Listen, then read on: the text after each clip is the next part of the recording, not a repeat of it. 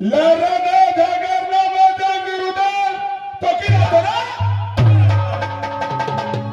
लाख है अनारी लाख पछाड़ी लाख है अगारी लाख पछाड़ी तब तो चलेगा।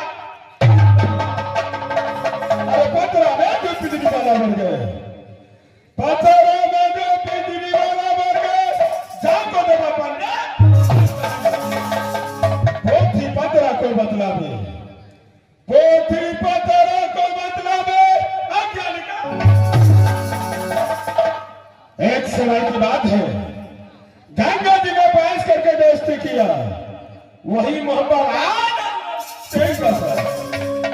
न सुबह बुलाता है न शाम को बुलाता है इस अध्यात्म जोड़ी जोड़ी को ललकारा है। मैं चल करके देखता हूं काना शाम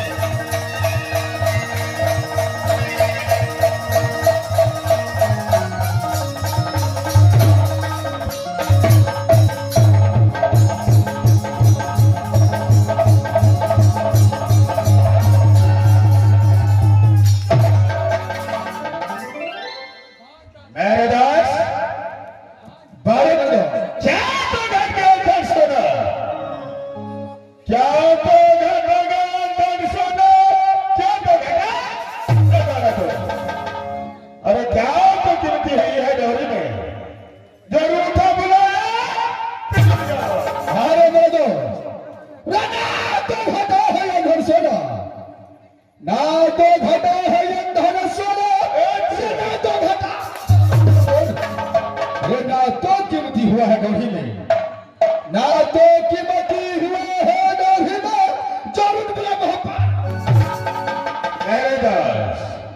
अरे क्या कोई चोरमा चोरी किया है क्या कोई चोरमा चोरी किया क्या कोई साला गुंडा।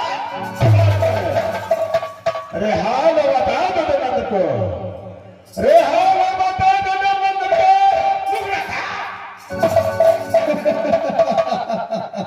अरे मेरे जोड़ी अरे मरगा जज्बा को छतरे अच्छा मरगा जज्बा को छतरे रना कोर से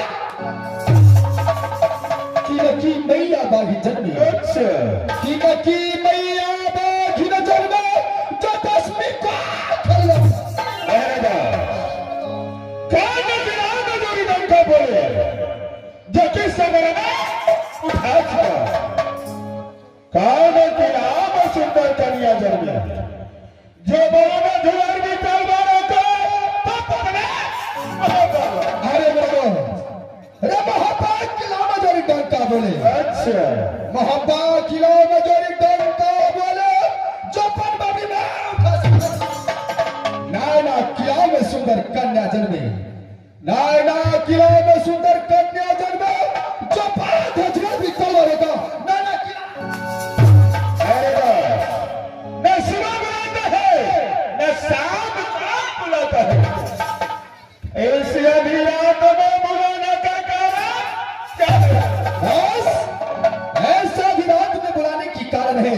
क्या कारण यही है कि आज 6 महीना से बैठे बैठे अच्छा 6 महीना से बैठे बैठे जग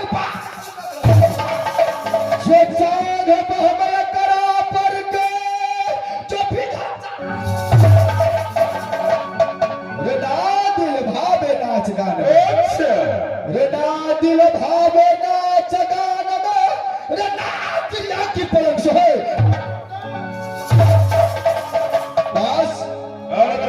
से झगड़ खोज करके ले आओ। अच्छा, कहीं से झगड़ खोज करके लो।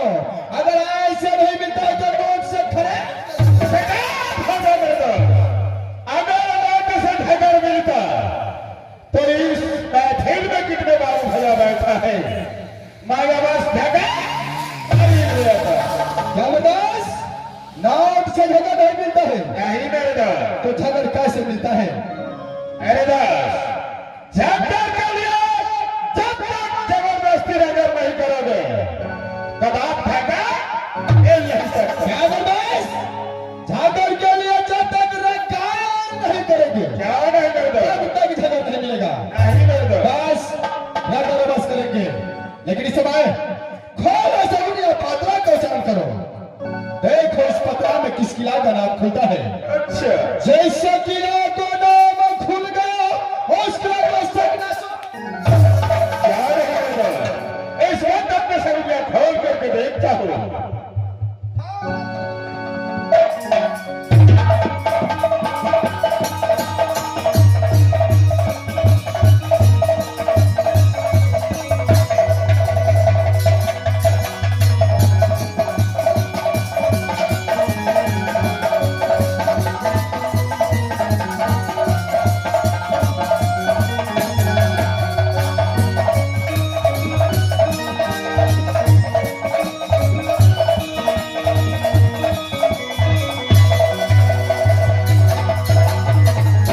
बस क्या इस समय किसी किला का नाम खुला है कि नहीं खुला है? मेरे दास, इस वक्त की सगुनिया से कोई किला का नाम नहीं खुला।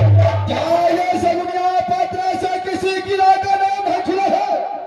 नहीं मालूम। बस जब ये सगुनिया पात्रा से किसी किला का नाम नहीं खुला है तो ये पात्रा रखना बेकार है। पत्र को फेंक। अरे अगर दोष नहीं रहता तो काट बाटे तेरे मुखे में मारता, मुखे तो पति को मार। झगड़ किस लिए नहीं मिला है वो बात तो तूने पूछा नहीं, और पात्रे को पत्र में बोलता। बस झगड़ किस लिए नहीं मिला है? कानों खोल करके सुनो।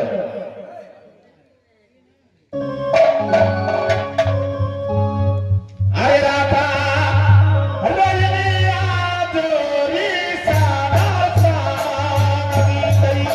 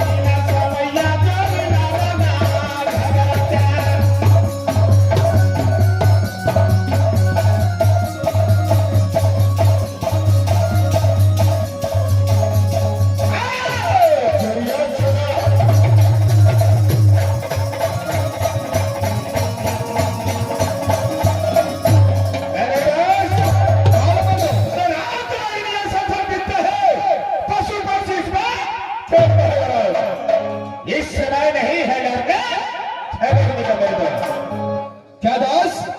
ये समय लड़ने झगड़ने का नहीं है। नहीं लड़का,